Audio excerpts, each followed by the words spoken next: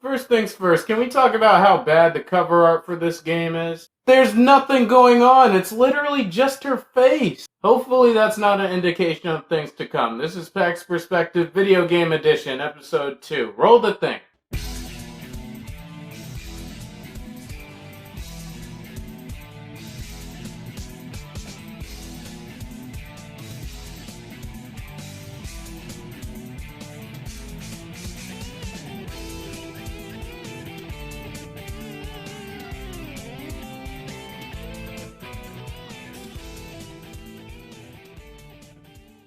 Like countless other gamers over the last 7 years, I absolutely fell in love with the original game, which hails as one of my favorite single-player experiences of all time. The tight-knit storytelling, the expertly written characters, the immaculate acting, the brilliant world building, the timeless themes of love and loss and survival.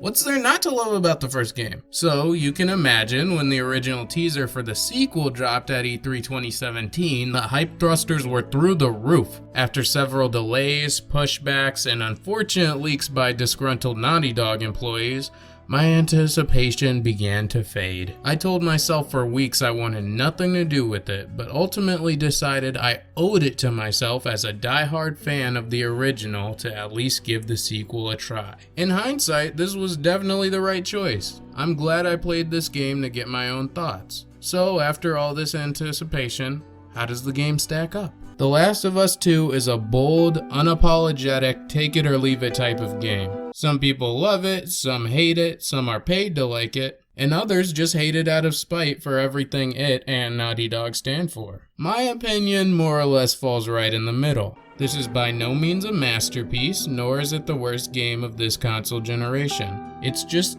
pretty good. So let's start with the positives. The presentation is top notch with some of the best graphics I've ever seen in a video game. The environments are drop dead gorgeous and greatly add to the world building of the Last of Us universe. Whether you're riding across a gigantic field met by a golden sunset, traversing a battered post-apocalyptic city, or exploring a rural village, each environment does a fantastic job immersing you in this world. Of course, this also applies to the motion capture. Each character is brought to life by stunning mocap and excellent performances by the entire cast. Troy Baker and Ashley Johnson once again kill it as Joel and Ellie respectively, having to give extremely nuanced performances as the story takes their characters through various periods of time. Ellie's transformation from cool but crude, sarcastic, and vulnerable teenager to an emotionally jaded, vengeful young adult is fully realized thanks to Johnson's performance. The writing of these characters can be pretty hit or miss, but the acting still kept me very much engaged. But I'll save that for the story segment. The gameplay is a well-developed expansion on the basic concepts of the first game. Exploration, stealth, and shooting is once again the name of the game. The melee combat is improved thanks to the addition of the dodge button, while the shooting and sneaking are aided by new features like going prone, allowing you to get new vantage points and claim new hiding spots. Like the first game, using the environment to your advantage is key. Picking up new materials to craft gadgets is just as satisfying as the last game, and it forces you to be resourceful at literally every twist and turn. This is also how the game rewards exploration. I'll see a dark room I don't want to go anywhere near, but realize if I stop being a little wimp, I'll probably be compensated with bullets, scissors, health, bandages, anything I need. As far as enemies go, there's several forces of rogue militia out there to give you grief at every turn, just like the last game. From a tribal cult that communicates with high-pitched whistles to a heavily armed troop that hunts with dogs, there's much more enemy variety this time around. There's definitely an added level of strategy here with the new enemy types, especially when they start pulling out the dogs on you. They sniff out your scent so you can't stay in the same place for too long, and those boys be messing me up. Frick! And the dogs! Oh my goodness! Generally speaking, this game is several times more scary and intense than the first one. There's a lot of moments where you have to creep around crickety dark rooms waiting for zombies to jump you, and then you just start looking at your friends like, Oh, hell no! I found myself having to take several breaks through my extended playthroughs just to look out the window, take in the sunshine, call my parents, whatever I needed to do. This game is creepy, bro. There's also a lot more traditional horror elements, including many more jump scares. Some are super well timed and unexpected, while others are just as predictable and lazy as they come. They got attacked, probably. Ah! Oh my god! Press square repeatedly! Pressing square! Press it repeatedly! Pressing square as hard as I can! Oh shoot! Most of the jump scares come from a new class of infected called stalkers. These guys are completely silent until they sneak up on you. They're extremely fast and evasive, and also completely immune to your hearing mode that lets you identify threats. That's right, the bastards at Naughty Dog really made a new type of enemy that solely exists just for jump scares. Great.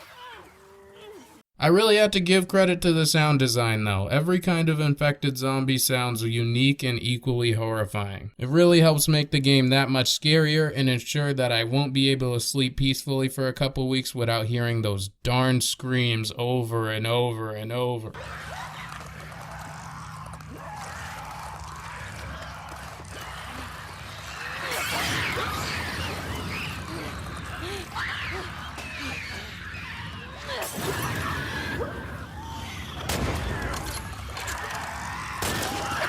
As fun and intense as these sequences can be, the game really overstays its welcome by a good 5 to 7 hours. The first game's pacing was tight, a perfect synthesis of story and gameplay. This game drags for far too long. The gameplay starts to get really repetitive, although that monotony is occasionally broken up by some very impressive cinematic sequences that happen much more often than the first game. Still, there's no excuse for this game to be twice as long as the first one at a hefty 25 to 30 hours. So yes, the gameplay is pretty fun, overstays its welcome a little bit, gets really repetitive towards the middle and end, but still really fun. So we're still doing good, right? Right? I think it's time to talk about the story. At its core, The Last of Us Part 2 is an elaborate, double-sided revenge plot that does no justice to the world or the previously beloved characters. Ellie is wronged by a new character named Abby, who's been on a quest for vengeance since the end of the first game. This spirals into a senseless cycle of revenge where players take control of Abby for half of the game just to see how events unfold from her perspective. I knew this from the leaks, and admittedly, it's not as bad in the actual context of the game. To the writer's credit, Abby is a pretty fleshed out character. She has her own arc, she has her own wants, fears, and goals, even to the extent that her story follows an entirely different path that just happens to overlap with Ellie's at certain points. So, sounds like a pretty good story, right? Wrong! Abby may be well written and even better acted by Laura Bailey, but her character just doesn't stick. I don't care or connect with her like I do for Ellie because I haven't spent nearly enough time with her. Trying to have the players be on Abby's side, even to the extent of causing physical harm to Ellie, is ludicrous. Rant over. Just kidding. We got a lot more to talk about. That's right, I'm not done talking about this cluster fudge of a story. But unfortunately at this point we have to issue a little bit of a spoiler warning in case you don't want to know how this game turns out. But for those spoiler free people, I got you. You can go ahead and skip to this part in the video if you don't want to see how the story ends. I'm feeling in a generous mood, so I'll give you 3 seconds to click away. 3, 2, 1. Got a blast! Alright, if you're still here, you probably know Ellie's quest for revenge starts after Abby bashes in Joel's skull with the golf club. Although this event has spawned a ton of admittedly hilarious memes, it's baffling that Naughty Dog would take one of the most beloved characters in the history of gaming and send him off like this. I'm perfectly fine with Ellie having her own story apart from Joel, but reducing him to the object of Abby's revenge is ridiculous. And yes, Abby does have a good motive for killing him. Joel did a terrible thing that he probably deserves to die for if we're being real. Snatching Ellie from the surgery that would have made a vaccine for the cordyceps virus is pretty bad. Killing the doctors and leaving Abby an orphan makes it even worse. I get it. But having Abby start this toxic cycle of revenge that culminates in betrayal, excruciating pain, and countless meaningless deaths on both sides is just dumb. The writers are just talking down to the players at this point. And so, Ellie lets Abby walk away.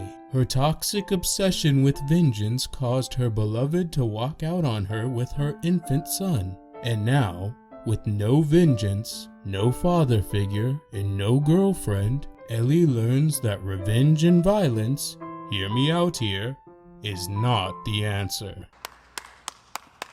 So yeah, Abby's story overall, wasn't a fan of it. That being said, I was pleasantly surprised how much fun I had actually playing as her. She's much physically stronger than Ellie, which leads to some pretty satisfying kills. She's more open about her insecurities, which led her to make friends more easily. I love the little detail about her intense fear of heights and how you can actually see her start to panic whenever you steep close to a ledge. I love her run-in with the Seraphite cult and the misadventures she has with the friends she makes from that incident. Still, it felt like a spin-off in The Last of Us world instead of an actual story you would see in a true sequel. On the positive side, I loved the use of flashbacks to fill in the 4-year time gap and further explore Ellie's deteriorating relationship with Joel. As Ellie grows older, Joel grows more protective as a father would. This strains their relationship along with the truth of what Joel did at the Firefly Hospital. My favorite sequence of the game was when you hang out with Joel on Ellie's 15th birthday. This sequence is absolutely gorgeous,